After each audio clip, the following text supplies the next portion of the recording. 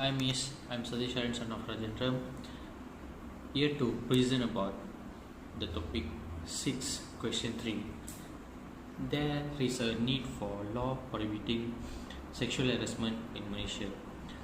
In Malaysia, sexual harassment is still a serious problem that affects numerous population. Many survivors in this country are currently suffering greatly from a lack of laws. The Employment Act of 1955 is one of the few states that prohibit sexual harassment. The regulation is stricter, tough, and it cannot be used in situations that don't include the workplace. A few provisions of the penal code, namely those that deal with rape and assault with the purpose to offend modesty, have also been used to combat this problem. However, the burden of proof has caused many trials to fail because it is frequently challenging for the survivor to obtain enough evidence. As a result, there are many instances of sexual harassment that go undetected and remain hidden for a long time. Through a survey by YouGo, only around half of people who have experienced sexual harassment report their occurrence or at least tell someone about it, which is a concerning number of cases that go undetected.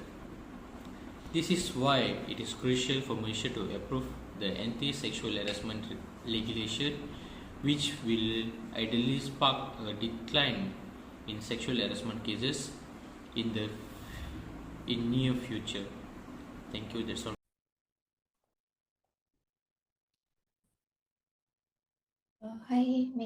Miss. Good morning. My name is Putri Maratira binti Josli. I'm from MSU Seremban. Now I will explain about the constructive dismissal.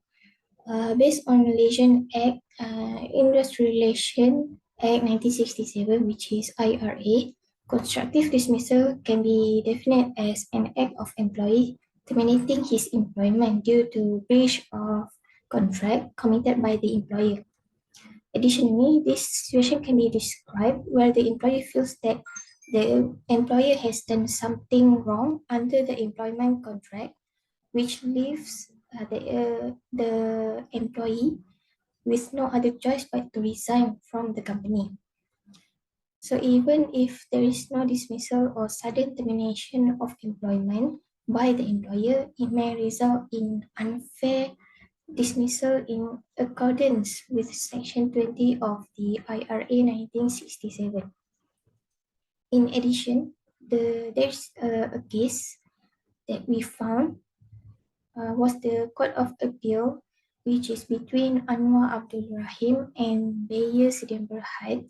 It held that the test to be used when determining whether there is no constructive whether there is constructive dismissal is the contractual test and not unreasonable test.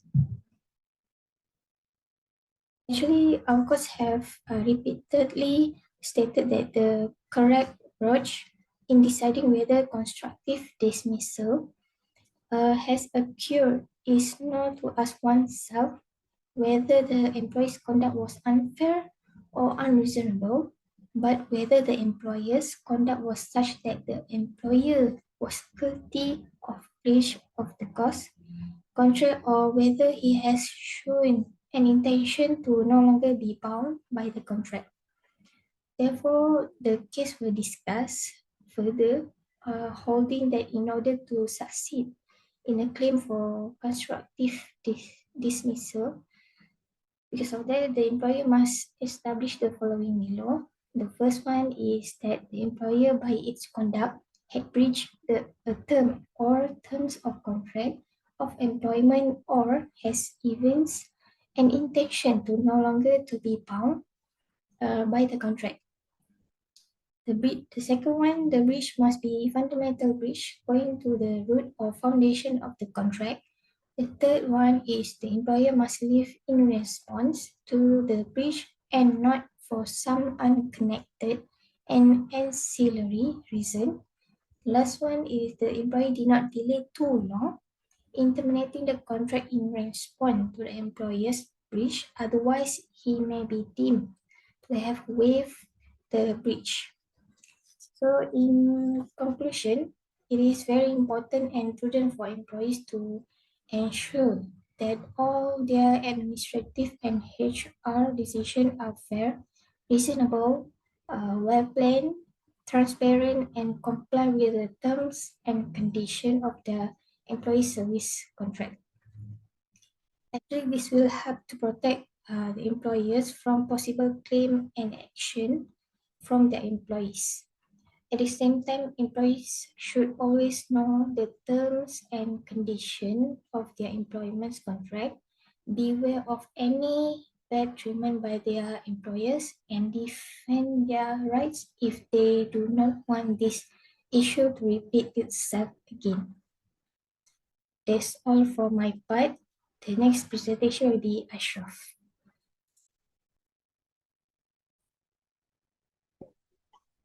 Good day, Madam Yogeswari and my colleagues from Group 6. My name is Wanara Ikhwan Mechawan Ibrahim. My part is on Research Question 6, Discipline at the Workplace. My question is, list example of misconduct which, in your opinion, are serious enough to justify dismissal. Just justify your answer. Okay, definition of misconduct. The court has described misconduct as any conduct inconsistent with the faithful discharge of duties or an act that adversely affect employees. Duties towards employers during their contract of service. The misconduct must have some relation to the employee's duties or the work entrusted to him. Private misconduct could also justify dismissal if the conduct jeopardizes the legitimate interests of the employer. The court will also distinguish between major and minor misconduct. Termination due to misconduct is a very serious disciplinary action that should be carefully considered by employers, whereby they are required to conduct a formal inquiry before concluding on any disciplinary action against the said employee.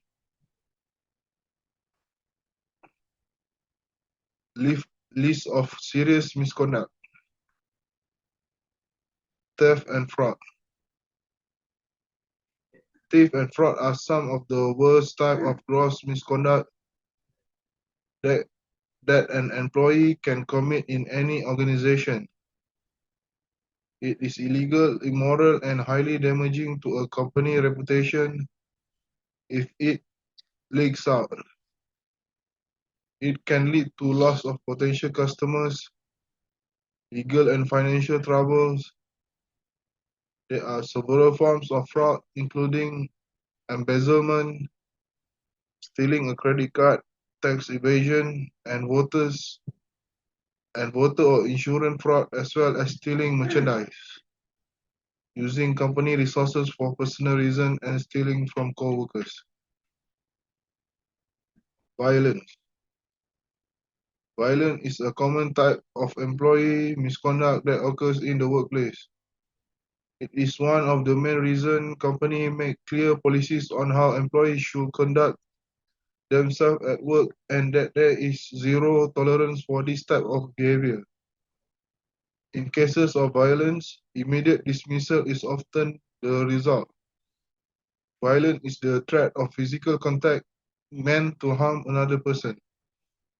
It ranges from threat of violence or aggressive physical contact. Some examples of workplace violence include bullying, stalking, assault with a deadly weapon, threatening employees, supervisors, or customers. Harassment. Employee harassment can involve different forms of verbal and non-verbal communication meant to annoy, demean, threaten or otherwise create a hostile environment within an organization.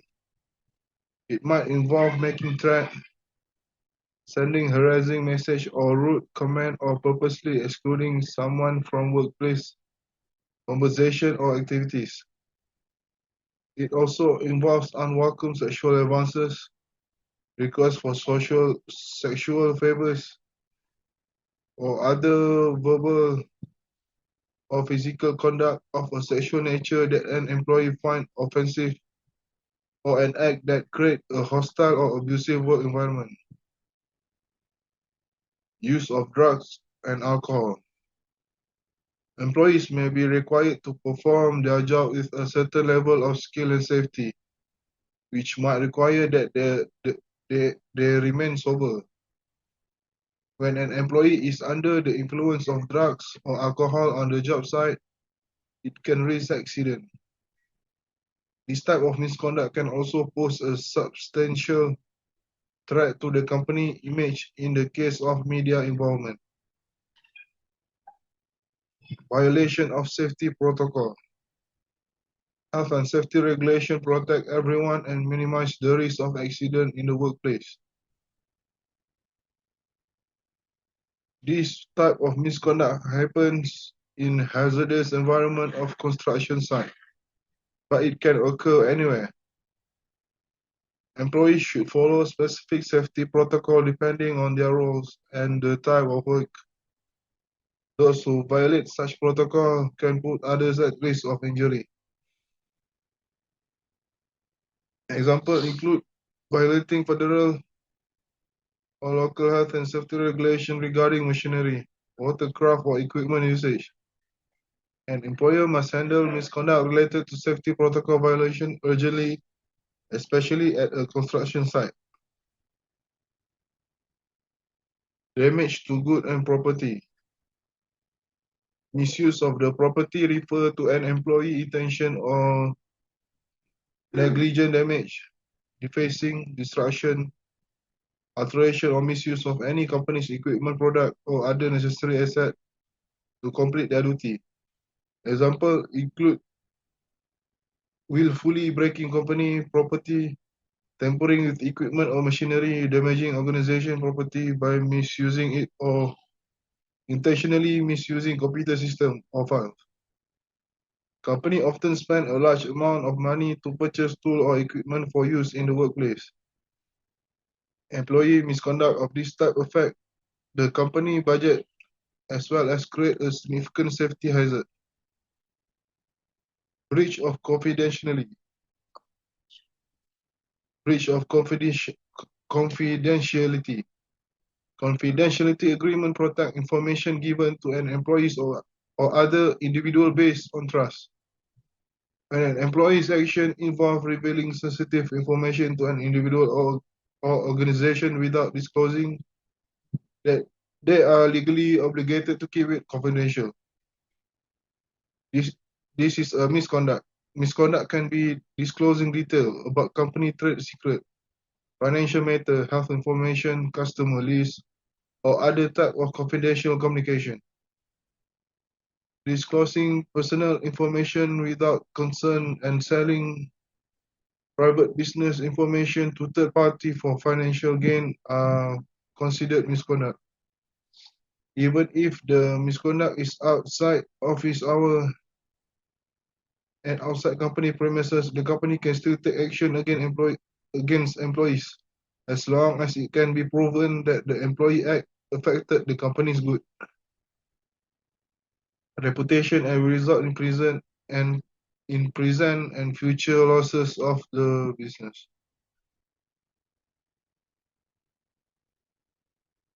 Justification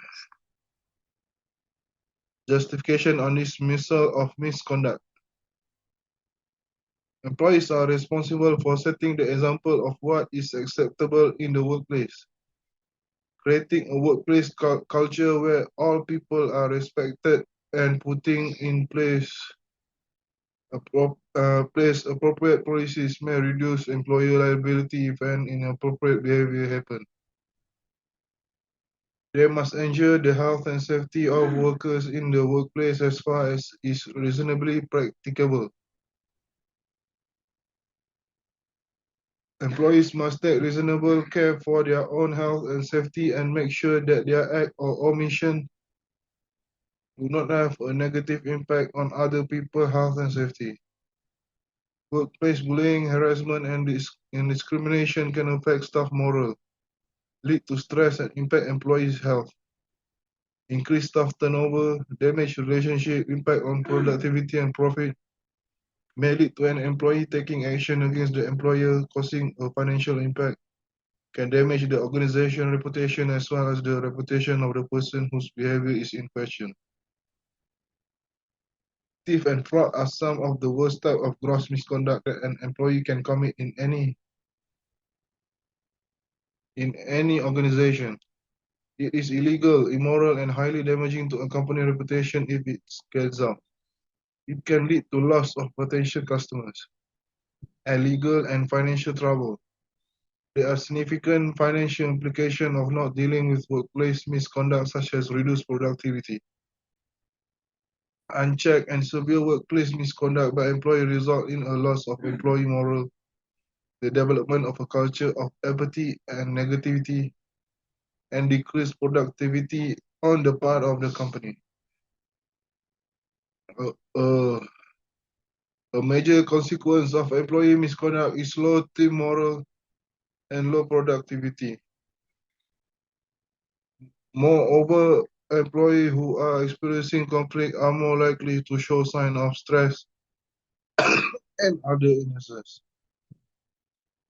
The brand and reputation of an organization can be affected significantly by the culture of an organization and the management of employee misconduct. If a company is perceived as an employer that values its employees, it is easier to hire and retain good employees, and easier to attract customers as well. A company's brand can suffer significantly when employees engage in misconduct that attracts negative media coverage. The reputational damage is significant. Most employers take misconduct seriously, as it can affect productivity and stability. If employees violate their own established standard or their employer, they could face termination and other disciplinary action. That is why gross misconduct should not be tolerated. That's all. Thank you. Hi, madam. I'm Ashraf Khan from MSU Seremban. So today I would like to present on the our assignment 2, which is a group presentation on the discipline at workplace. And my part will be presenting on the progressive discipline. So what is meant by progressive discipline is actually a method which deal related with job behavior of an employee that meet expected and acknowledged performance standard. The purpose of progressive discipline is to engage the employee's attention so that the employee know that improving their performance is necessary if they want to maintain their employment with the company or the organization. Progressive discipline is actually to help the employee recognize that there is a performance problem or opportunity for improvement. Progressive discipline offer managers or supervisor with a consistent and fair approach dealing with the disciplinary concern among the employees. Verbal counseling is usual the initial step in progressive discipline, which is that is the first step whenever comes in progressive discipline among the employees. The second stage is of progressive discipline is written warning, which means if let's say any employees have any major or minor problems in the company, so normally the HR or the team leader would be giving them the written warning. The next stage of progressive discipline is typically a performance improvement plan, which is a PIP. So performance improvement plan is actually important for the employee so that they know where is their next step or their next stage in the company, so that they able to know and perform well in their work. The next step is a progressive discipline, is a termination of employment. So whenever it comes to the termination of employment, it means that the final stage whereby the worker or the staff had committed some serious uh, issue in the company, so there's no chance for them to continue their job. So in this last step of progressive discipline would be the termination of employment. To improve effectiveness, the HR department or the team leader should issue a formal written warning in the employee's file. This is to maintain progressive discipline as long as the manager believes the employee is trying to change their behavior. Employees with high discipline perform better when it comes to progressive discipline. So far, that is for my part in explaining the progressive discipline. Thank you very much. So the topic discipline at workplace. The case that I choose from Google Scholar is case between York SA, the climate, and CFKL Management Service.